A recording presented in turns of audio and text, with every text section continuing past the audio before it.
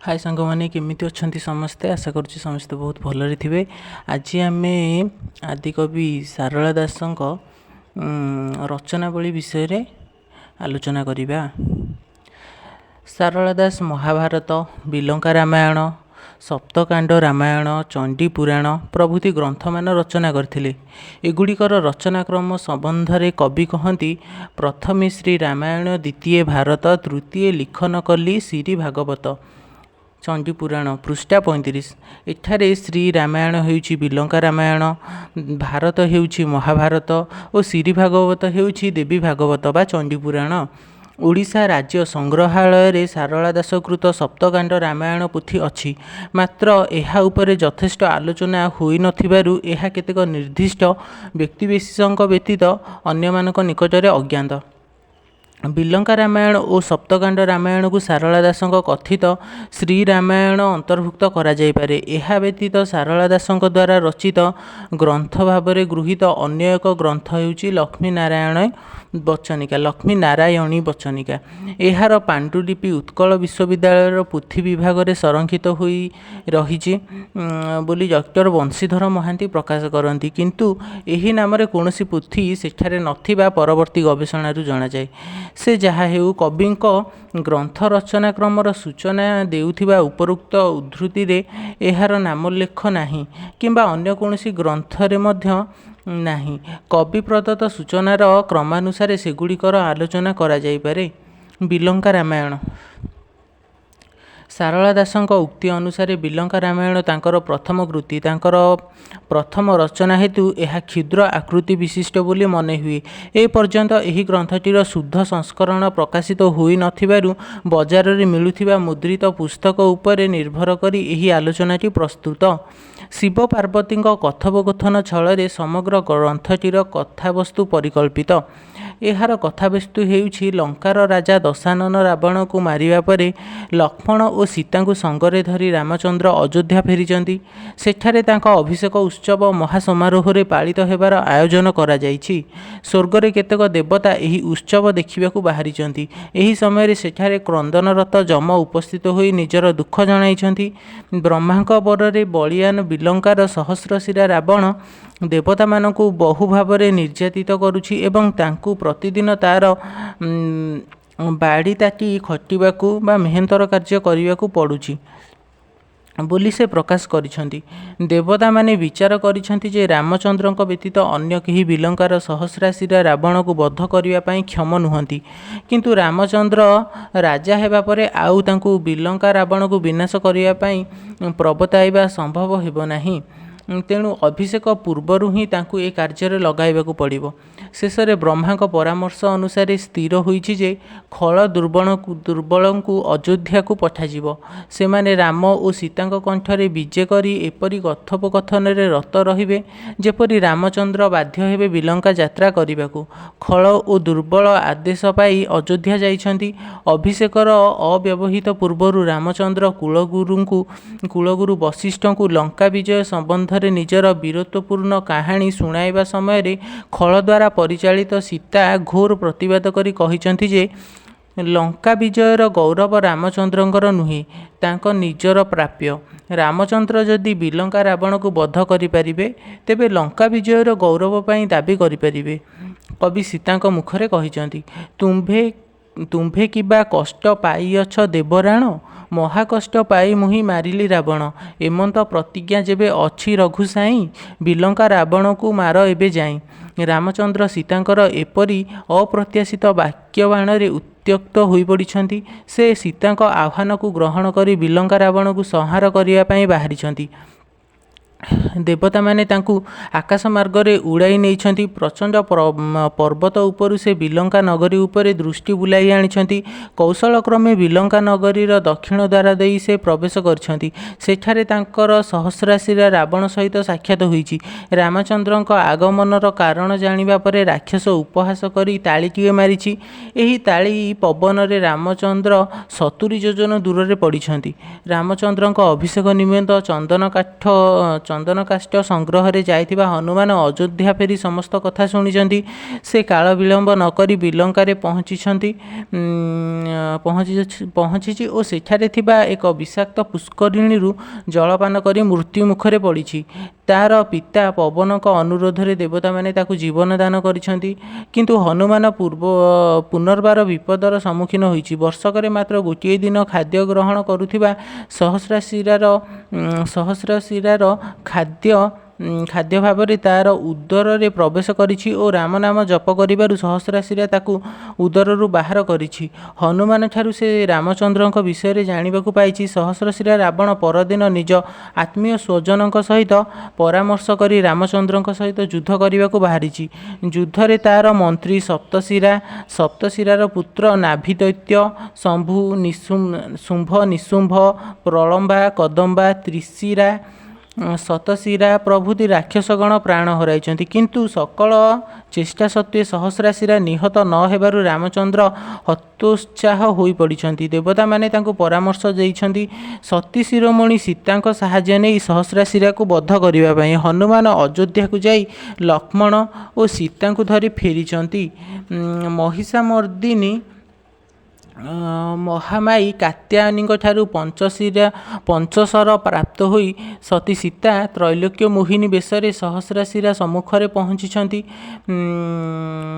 ସେ ନିଜର ଉଲଗ୍ନ ଶରୀର ଦେଖାଇ ସହସ୍ରଶିରାକୁ ହୀନବୀର୍ଯ୍ୟ କରାଇଛନ୍ତି। ଏହି ଅବସରରେ ରାମ ଓ ଲକ୍ଷ୍ମଣ ଶରବିଦ୍ଧ କରି ଦୁଷ୍ଟ ଦାନବକୁ ଚିରଦିନ ପାଇଁ ଧରାପୃଷ୍ଠରୁ ବିଦାୟ ଦେଇଛନ୍ତି।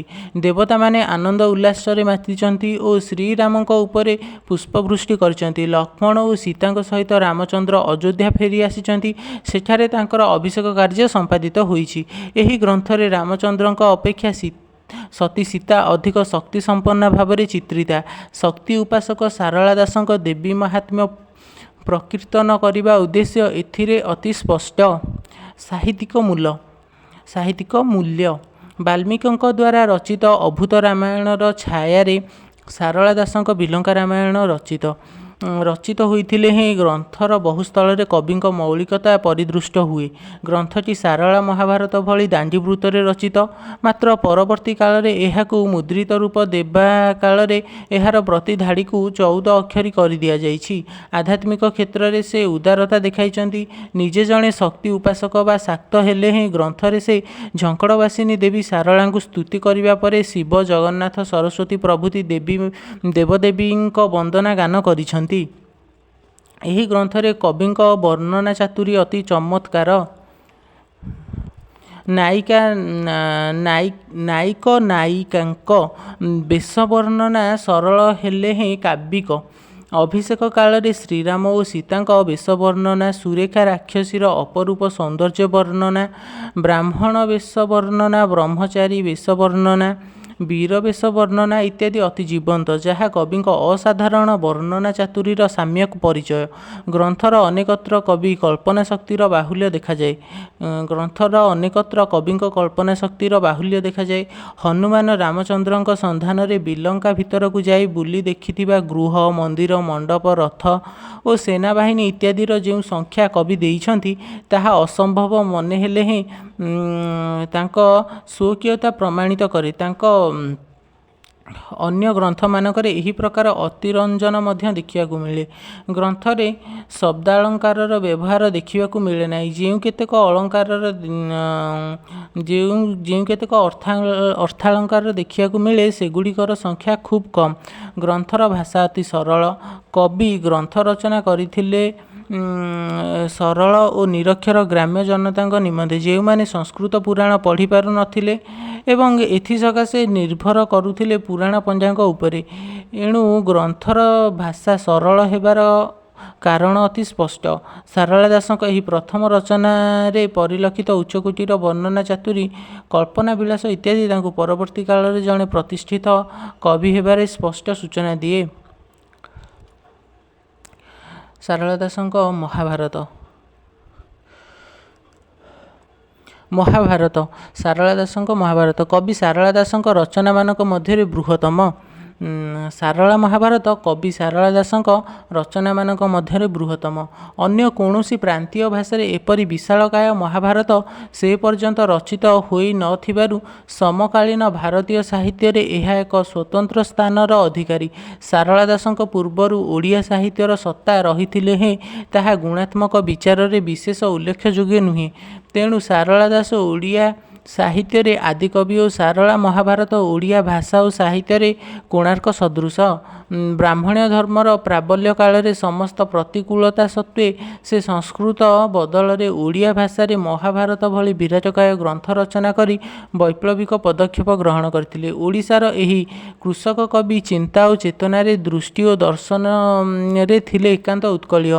ଫଳତଃ ତାଙ୍କ ପ୍ରଣୀତ ମହାଭାରତ ପ୍ରତ୍ୟେକ ପୃଷ୍ଠା ଜାତୀୟ ପ୍ରୀତି ଓ ସାଂସ୍କୃତିକ ଚେତନାରେ ପୃଷ୍ଠ। ତେଣୁ ଅନ୍ୟ ଭାଷାରେ ସାରଳା ମହାଭାରତ ଓଡ଼ିଶାର ଜାତୀୟ ମହାକାବ୍ୟ, ଓଡ଼ିଆ ଜାତିର ଜୀବନ ବେଦ। ସ୍ୱଦେଶ ପ୍ରେମ କବି ଆଲୋଚ୍ୟ ଗ୍ରନ୍ଥର ଆଖ୍ୟାନ ଭାଗରେ ଯେଉଁଠି ସୁଯୋଗ ପାଇଛନ୍ତି ସେଠାରେ ଓଡ଼ିଶାର ଜାତୀୟ ଧର୍ମ, ସଂସ୍କୃତି, ସାମାଜିକ ରୀତିନୀତି ଇତ୍ୟାଦିକୁ ଯଥାର୍ଥ ରୂପ ଦେଇଛନ୍ତି। ଯେଉଁ ଚରିତ୍ରଗୁଡ଼ିକ ସେ ଏଥିରେ ଚିତ୍ରଣ କରିଛନ୍ତି ସେମାନେ ସମସ୍ତେ ଆଚାର ବିଚାର, ଚାହାଣୀ ଚଳଣି, ବିଶ୍ୱାସ, ପରମ୍ପରା, ବେଶଭୂଷା, ଖାଦ୍ୟପେୟ ଇତ୍ୟାଦି ଦୃଷ୍ଟିରୁ ଖାଣ୍ଟି ଓଡ଼ିଆ। ଏଣୁ ସାରଳା ମହାଭାରତ ଯଥାର୍ଥତଃ ଉତ୍କଳୀୟ ସଭ୍ୟତା ଓ ସଂସ୍କୃତିର ଏକ ମହାନ ଜୟ ଗୀତିକା। ଜନଜୀବନ ସହିତ ଏହାର ସମ୍ପର୍କ ଏତେ ନିବିଡ଼ ଯେ ଓଡ଼ିଆରେ ଏକ ଜନପ୍ରିୟ ପ୍ରବାଦ ଅଛି, ଯାହା ନାହିଁ ଭାରତେ ତାହା ନାହିଁ ଭାରତେ। ତେଣୁ ଏହା ଯଥାର୍ଥତଃ ତତ୍କାଳୀନ ଓଡ଼ିଶାର ବିଶ୍ୱକୋଷ ଭାବରେ ଗୃହୀତ ହୋଇପାରେ। ସଂସ୍କୃତ ମହାଭାରତ ଓ ସାରଳା ମହାଭାରତ। ସାରଳା ମହାଭାରତ ମୂଳ ସଂସ୍କୃତ ମହାଭାରତର ଅନୁବାଦ ନୁହେଁ କିମ୍ବା ଅବିକଳାନୁକରଣରେ ଲିଖିତ ନୁହେଁ।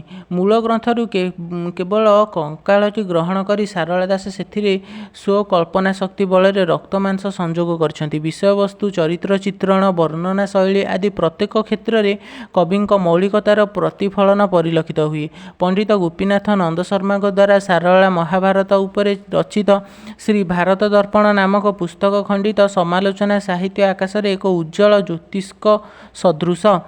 ସେଥିରେ ସେ ସଂସ୍କୃତ ମହାଭାରତକାରଙ୍କୁ ବ୍ୟାସକବି ଓ ବ୍ରହ୍ମମୁନି ଏବଂ ଓଡ଼ିଆ ମହାଭାରତକାରଙ୍କୁ ଦାସକବି, ଉତ୍କଳ ବ୍ୟାସ, ଶୂଦ୍ରମୁନି ଆଦି ନାମରେ ନାମିତ କରି ପ୍ରଗାଢ଼ ପରିଶ୍ରମ ବଳରେ ଏହି ଉଭୟ କବିଙ୍କ ମହାଭାରତଦ୍ୱୟରେ ଥିବା ବିଭିନ୍ନ ପ୍ରକାର ବୈଷମ୍ୟକୁ ଅତି ନିଖୁଣ ଭାବରେ ପ୍ରଦର୍ଶନ କରିଛନ୍ତି। ତାଙ୍କ ମତରେ ମୂଳ ଗ୍ରନ୍ଥର ବିଷୟବସ୍ତୁକୁ ନିଜ ସ୍ମୃତିକୋଷରେ ପ୍ରଦୀପ୍ତ ରଖି ସାରଳା ଦାସ ଅଳ୍ପୀକରଣ, ବିସ୍ତୃତୀକରଣ, ଅନୁକ୍ତ ପ୍ରକ୍ଷେପ ଓ ଉକ୍ତ ନିକ୍ଷେପ କ୍ରମରେ ଏହି ପ୍ରକାଣ୍ଡ ଗ୍ରନ୍ଥକୁ ଲେଖି ଯାଇଛନ୍ତି।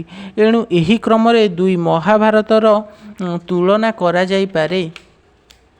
ଅଳ୍ପୀକରଣ: ମୂଳ ମହାଭାରତରେ ବିସ୍ତୃତାକାରରେ ବର୍ଣ୍ଣିତ କେତେକ ବିଷୟକୁ ସାରଳା ଦାସ ଅତି ସଂକ୍ଷିପ୍ତ ଭାବରେ ଉପସ୍ଥାପନ କରିଛନ୍ତି। ମୂଳ ଗ୍ରନ୍ଥରେ କୁହାଯାଇଥିବା ତତ୍ତ୍ୱଜ୍ଞାନ ସମ୍ପର୍କୀୟ ବିସ୍ତୃତ ବର୍ଣ୍ଣନା ସାରଳା ମହାଭାରତରେ ଅନେକତ୍ର ବର୍ଜିତ ହୋଇଛି। ଯେଉଁ କେତେକ ସ୍ଥାନରେ ଏ ସମ୍ପର୍କୀୟ ବର୍ଣ୍ଣନା ରଖିବାକୁ ସେ ଇଚ୍ଛା କରିଛନ୍ତି ସେଠାରେ ସେ ସେସବୁକୁ ରଖିଛନ୍ତି ଅତି ସଂକ୍ଷିପ୍ତ ଭାବରେ, ଯାହା ସାଧାରଣ ଲୋକ ପାଇଁ ଯଥେଷ୍ଟ। ଏହାର ଏକ ଦୃଷ୍ଟାନ୍ତ ହେଉଛି ଭୀଷ୍ମ ପର୍ବରେ ପ୍ରଦତ୍ତ ଅଷ୍ଟାଦଶାଧ୍ୟାୟୀ ଗୀତାର ସାରସଂଗ୍ରହ, ଯାହା ଏଥିରେ ମାତ୍ର ଅଳ୍ପ କେତୋଟି ପଂକ୍ତିରେ ପରିବେଶିତ। ମୂଳ ଗ୍ରନ୍ଥର ବନ ପର୍ବରେ ବର୍ଣ୍ଣିତ ପାଣ୍ଡବମାନଙ୍କର ତୀର୍ଥାଟନର ଦୀର୍ଘ ବିବରଣୀ ଆଲୋଚ୍ୟ ଗ୍ରନ୍ଥରେ ଅତି ସଂକ୍ଷିପ୍ତ ଭାବରେ ପ୍ରଦତ୍ତ। ଏହିପରି ସଂକ୍ଷିପ୍ତ ଭାବରେ ଉପସ୍ଥାପିତ ଅନ୍ୟ କେତୋଟି ପ୍ରସଙ୍ଗ ହେଉଛି ଶିବ ଅର୍ଜୁନ ଯୁଦ୍ଧ, ନଳ ଉପାଖ୍ୟାନ, ପୃଥୁଳା ଗାଭୀ ଚରିତ, ବିରାଟ ରାଜାର ଗୋଧନ ହରଣ ବୃତ୍ତାନ୍ତ ଇତ୍ୟାଦି। ବିସ୍ତୃତୀକରଣ: ମୂଳ ମହାଭାରତର କେତେକ ବୃତ୍ତାନ୍ତ ସାରଳା ଦାସଙ୍କ ଲେଖନୀରେ ଅତି ବିସ୍ତାରିତ ରୂପ ନେଇଛି। ତତ୍କାଳୀନ ଗ୍ରାମୀଣ ଜନତାଙ୍କ ନିମନ୍ତେ ଲେଖନୀ ଧାରଣ କରିଥିବାରୁ ଶ୍ରୋତାର କାହାଣୀ କ୍ଷୁଧା ପ୍ରଶମିତ କରିବା ନିମନ୍ତେ ଯେଉଁଠି ସୁବିଧା ପାଇଛନ୍ତି ସେଠାରେ ସେ ଅତିରଞ୍ଜନ ଓ ଅତି ବିସ୍ତୃତିର ଆଶ୍ରୟ ଗ୍ରହଣ କରିଛନ୍ତି। ଏହା ହିଁ ବିସ୍ତୃତୀକରଣ ପଛରେ ନିହିତ ତାଙ୍କ ଉଦ୍ଦେଶ୍ୟ। ଜରାସନ୍ଧ ବଧ, ଦ୍ରୌପଦୀଙ୍କ ବସ୍ତ୍ରହରଣ, ଶିଶୁପାଳ ବଧ, ରାଜସୂୟ ଯଜ୍ଞ ପ୍ରଭୃତି ଅନୁଭୂତି ବୃତ୍ତାନ୍ତ ମୂଳ ଗ୍ରନ୍ଥରେ ସଂକ୍ଷିପ୍ତାକାରରେ ଥିବା ସ୍ଥଳେ ସାରଳା ଦାସଙ୍କ ଗ୍ରନ୍ଥରେ ଦୀର୍ଘ ରୂପ ପାଇଛି। ଅନୁକ୍ତ ପ୍ରକ୍ଷେପ ସଂସ୍କୃତ ମହାଭାରତରେ ଆଦୌ ନଥିବା କେତେକ ବିଷୟକୁ ସାରଳା ଦାସ ନିଜ ଗ୍ରନ୍ଥରେ ସ୍ଥାନ ଦେଇଛନ୍ତି। ଏଗୁଡ଼ିକୁ ସେ ଅନ୍ୟାନ୍ୟ ପୁରାଣ, କିମ୍ବଦନ୍ତୀ, ଲୋକକଥା, ସମସାମୟିକ ସାମାଜିକ ଜୀବନ ଓ ସ୍ୱକଳ୍ପନାରୁ ଗ୍ରହଣ କରି ଯଥାଯଥ ଭାବରେ ମହାଭାରତୀୟ କଥାବସ୍ତୁ ସହିତ ସଂଯୁକ୍ତ କରିଛନ୍ତି। ସାହାଡ଼ା ଗଛର ମହାତ୍ମ୍ୟ, ନବଗୁଞ୍ଜର ପରିକଳ୍ପନା, ସୁରେଖା ହରଣ, ସଚଳା ହରଣ, ନୀଳେନ୍ଦ୍ରୀ କନ୍ୟା ହରଣ, ଉଷା ହରଣ, ଚନ୍ଦ୍ରବତୀ ହରଣ, କୀର୍ତ୍ତିବାସ ବଧ, ବାବନ ଭୂତ ପ୍ରସଙ୍ଗ, ସତ୍ୟ ଆମ୍ବ ଉପାଖ୍ୟାନ, ଶବରୀ ନାରାୟଣ ପ୍ରସଙ୍ଗ ଇତ୍ୟାଦି ମୂଳ ମହାଭାରତ ବହିର୍ଭୂତ ବହୁ ଘଟଣାକୁ ସେ ନିଜ ଗ୍ରନ୍ଥରେ ସନ୍ନିବେଶିତ କରିଛନ୍ତି। ଉକ୍ତ ନିକ୍ଷେପ ସାରଳା ଦାସ ସଂସ୍କୃତ ମହାଭାରତର ବହୁ ବିଷୟକୁ ସମ୍ପୂର୍ଣ୍ଣ ଭାବରେ ପରିହାର କରିଛନ୍ତି। ଏଗୁଡ଼ିକ ମଧ୍ୟରେ କେତୋଟି ହେଲେ ସୁକନ୍ୟା ଚରିତ, ସାବିତ୍ରୀ ସତ୍ୟବାନ କଥା, ଚ୍ୟବନ ଉପାଖ୍ୟାନ, ଧର୍ମବ୍ୟାଧ କଥା, ଅଭୁଦ ନେଉଳ କଥା, ଅଭିମନ୍ୟୁର ମୃତ୍ୟୁ ପରେ ବ୍ୟାସଦେବ ପାଣ୍ଡବମାନଙ୍କୁ ଦେଇଥିବା ଉପଦେଶ ଓ ସାନ୍ତ୍ୱନା ମୂଳ ମହାଭାରତରେ ଦୀର୍ଘ 16 ଅଧ୍ୟାୟରେ ବର୍ଣ୍ଣିତ। ମାତ୍ର ଏ ପ୍ରସଙ୍ଗ ସେ ଆଦୌ ଅବତାରଣା କରିନାହାନ୍ତି। ସେହିପରି ମ୍ରିୟମାଣ ଯୁଧିଷ୍ଠିରଙ୍କୁ ଭୀଷ୍ମଙ୍କ ଉପଦେଶ ଓ ଶୋକାକୁଳ ଗାନ୍ଧାରୀଙ୍କୁ ଶ୍ରୀକୃଷ୍ଣଙ୍କର ସାନ୍ତ୍ୱନା ଇତ୍ୟାଦି କେତେକ ଘଟଣା ମୂଳ ଗ୍ରନ୍ଥରେ ଥିଲେ ହେଁ ସାରଳା ଦାସଙ୍କ ଗ୍ରନ୍ଥରେ ପରିତ୍ୟକ୍ତ ହୋଇଅଛି। ମୌଳିକତା ସାରଳା ମହାଭାରତରେ ମହାଭାରତକାରଙ୍କ ମୌଳିକତା ଛତ୍ରେ ଛତ୍ରେ ଫୁଟି ଉଠିଛି। ଏହି ମୌଳିକତାର ହେତୁ ସ୍ୱରୂପ କୁହାଯାଇପାରେ ଯେ ମୂଳ ଗ୍ରନ୍ଥ ତୁଳନାରେ ଆଲୋଚ୍ୟ ଗ୍ରନ୍ଥର କଳେବର ଖୁବ୍ ବୃହତ। ମୂଳ ଗ୍ରନ୍ଥର ଶ୍ଲୋକ ସଂଖ୍ୟା 1,00,000 ହେବା ସ୍ଥଳେ ସାରଳା ମହାଭାରତ ପଦ ସଂଖ୍ୟା 1,40,000।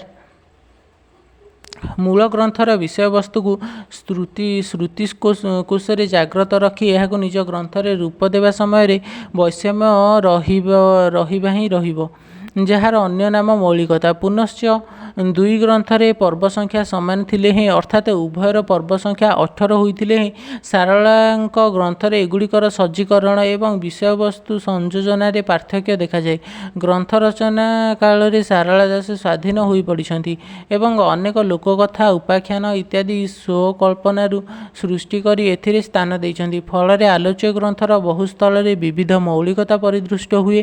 ଏହି ମୌଳିକତାର ଅଳ୍ପ କେତୋଟି ଉଦାହରଣ ସଂକ୍ଷିପ୍ତାକାରରେ ଏଠାରେ ଆଲୋଚିତ ହୋଇପାରେ। ଧୃତରାଷ୍ଟ୍ରଙ୍କ ସନ୍ତାନ ଲାଭ ମୂଳ ମହାଭାରତରେ ଅତି ସଂକ୍ଷେପରେ ଧୃତରାଷ୍ଟ୍ରଙ୍କ ପୁତ୍ରଲାଭ ପ୍ରସଙ୍ଗ ବର୍ଣ୍ଣିତ। 2 ବର୍ଷ ଗର୍ଭଧାରଣ କରିବା ପରେ ଗାନ୍ଧାରୀ ଏକ ମାଂସପିଣ୍ଡୁଳା ଜନ୍ମ କରିଛନ୍ତି ଓ ଏହି ମାଂସପିଣ୍ଡୁଳାକୁ 100 ଖଣ୍ଡ କରି ଘୃତକୁଣ୍ଡରେ ନିକ୍ଷେପ କରିବାରୁ 100 ଦିବସ ପରେ 100 ପୁତ୍ର ଏବଂ ଏକମାତ୍ର କନ୍ୟା ଜନ୍ମଗ୍ରହଣ କରିଛନ୍ତି। ମାତ୍ର ଏ ପ୍ରସଙ୍ଗ ଉପସ୍ଥାପନାରେ ସାରଳାଙ୍କର ମୌଳିକ ଦୃଷ୍ଟିଭଙ୍ଗୀର ପରିଚୟ ମିଳେ। ସାରଳା ଦାସ ନିଜ ଗ୍ରନ୍ଥରେ ଶତପୁତ୍ର ଲାଭ ପାଇଁ ଗାନ୍ଧାରୀକୁ ଯଜ୍ଞ ଚରୁ ଅନ୍ନ ସେବନ କରାଇଛନ୍ତି। ଏପରି କରିବା ପଛରେ ସାରଳାଙ୍କ ଉଦ୍ଦେଶ୍ୟକୁ ବିଶ୍ଳେଷଣ କରାଯାଇପାରେ। ସାରଳାକାଳୀନ ସମାଜରେ ରାମାୟଣର ବହୁଳ ଚର୍ଚ୍ଚା ଥିଲା ଏବଂ ରାମାୟଣକୁ ଜନସାଧାରଣ ଖୁବ୍ ସମ୍ମାନ ପ୍ରଦର୍ଶନ କରୁଥିଲେ। ରାମାୟଣରେ ଦଶରଥଙ୍କ ରାଣୀତ୍ରୟ ଚରୁ ଅନ୍ନ ଭକ୍ଷଣ କରି ପୁତ୍ରଲାଭ କରିଥିବା ବିଷୟ ସମାଜରେ ପ୍ରତ୍ୟେକଙ୍କୁ ଜଣାଥିଲା ଏବଂ ଯଜ୍ଞ ଚରୁ ଅନ୍ନ ସନ୍ତାନ ସୃଷ୍ଟି କ୍ଷମତା ଉପରେ ସମସ୍ତେ ନିଃସନ୍ଦେହ ଥିଲେ। ଗାନ୍ଧାରୀଙ୍କ ସନ୍ତାନ ଲାଭ ପ୍ରସଙ୍ଗଟିକୁ ଏହିଭଳି ଅବତାରଣା କରିବା ଫଳରେ ଏହା ଖୁବ୍ ବାସ୍ତବଧର୍ମୀ ହୋଇଛି ଏବଂ ଲୋକମାନଙ୍କ ମନରେ ବିଶ୍ୱାସ ମଧ୍ୟ ଜନ୍ମାଇଛି। କୌରବ 100 ଭାଇଙ୍କ ନାମକରଣ ସେହିପରି ସାରଳା ଦାସଙ୍କ ଅପୂର୍ବ ମୌଳିକତା ଫୁଟି ଉଠିଛି ଧୃତରାଷ୍ଟ୍ରଙ୍କ ଶତପୁତ୍ରଙ୍କ ନାମକରଣରେ। ସାଧାରଣତଃ ଏହା ପ୍ରତ୍ୟେକଙ୍କର ଧାରଣା ଯେ ଦୁର୍ଯ୍ୟୋଧନାଦି 100 ଭାଇ ମନ୍ଦ ଗୁଣର ଅଧିକାରୀ, କାରଣ ସେମାନେ ମିଳିତ ଭାବରେ ସତ୍ୟସନ୍ଧ ଓ ନ୍ୟାୟପରାୟଣ ପାଣ୍ଡବମାନଙ୍କ ବିରୋଧରେ ଯୁଦ୍ଧ କରିଥିଲେ। ବ୍ୟାକରଣ ଶାସ୍ତ୍ରରେ ଏକ ଉପସର୍ଗ ଯାହାର ଅର୍ଥ ଅସତ୍, ମନ୍ଦ ଇତ୍ୟାଦି।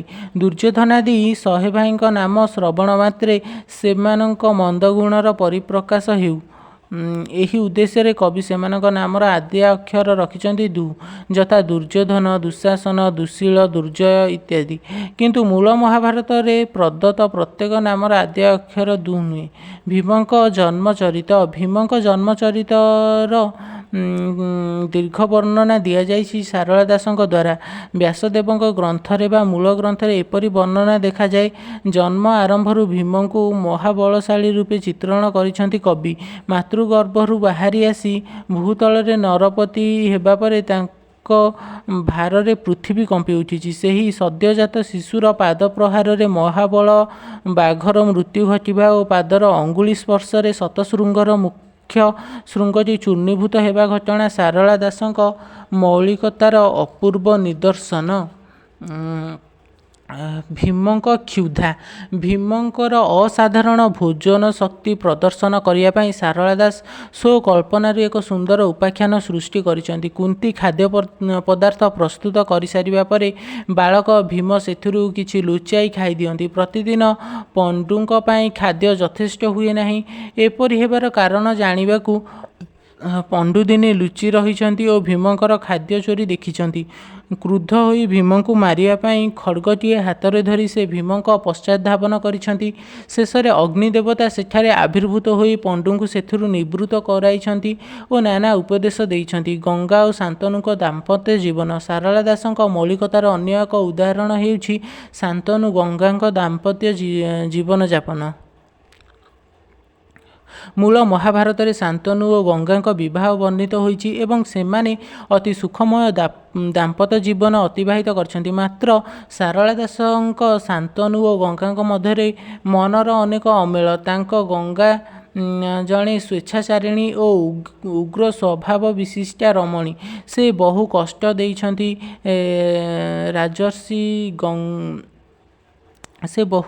ଦେଇଛନ୍ତି ରାଜର୍ଷି ଶାନ୍ତନୁକୁ।